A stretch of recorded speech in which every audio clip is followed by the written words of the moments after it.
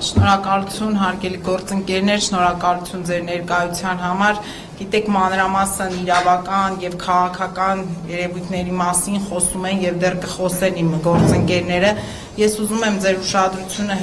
հրավիրել հետեւյալ փաստին։ Մենք պետք է այսօր ֆիքսենք մի բան, որ երկրում տեղի է ունենում ձայնի գողություն։ Իսկ ձայնի գողությունը դա սերնդների գողություն է։ Ձայնի գողությունը դա հավելյալ մեր երկրում հասարակության եւ մեր հայրենակիցների հիասթափություն է։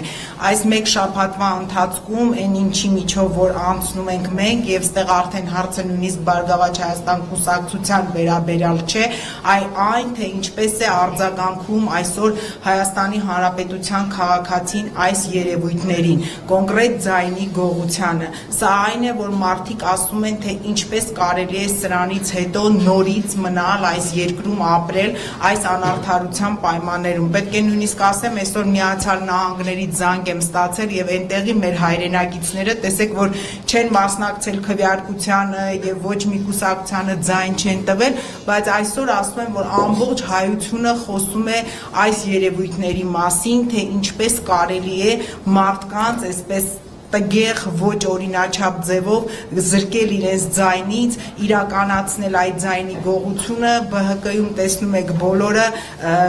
կայացած հասուն մարդիկ են եւ այս մի ձայնն էլ նույնիսկ, եթե նույնիսկ հարցը լիներ մի ձայնի վերաբերյալ, մենք դրա հետ այսօր լուրջ խնդիր ունենք, որովհետեւ քաղաքացու նույնիսկ մի ձայն էլ գողանալը դա ես համարում եմ, որ հանցագործություն է եւ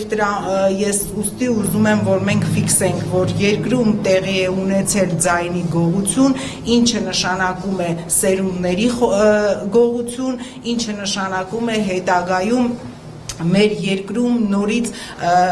մեր հայրենակիցների շրջանում լուրջ նորից տարանջատումներ, մենք այսքան մեր քարոզարշավի ընթացքում խոսեցինք սոցիալական համերաշխության մասին, տեսնում ենք, որ այսօր նորից այդ համերաշխությունը խաթարվում է, մարդիկ նորից բաժանվում են խմբերի, ուզում են հասկանալ, թե ինչ է կատարվում, բայց միանշանակ կարող եմ ֆիքսել, որ անկախ նրանից այն քաղաքացիները, ովքեր նույնիսկ միգուցե ընտրություններին ձայն չեն տվել Բարգավաճ Հայաստան կուսակցությանը, այս երևույթը ինչ որ կատարվում է այս օրերին, նրանք տեսնում են, հասկանում են, դատապարտում են եւ երևույթը անվանում են ձայնի գողություն Հայաստանի Հանրապետությունում։ Շնորհակալություն։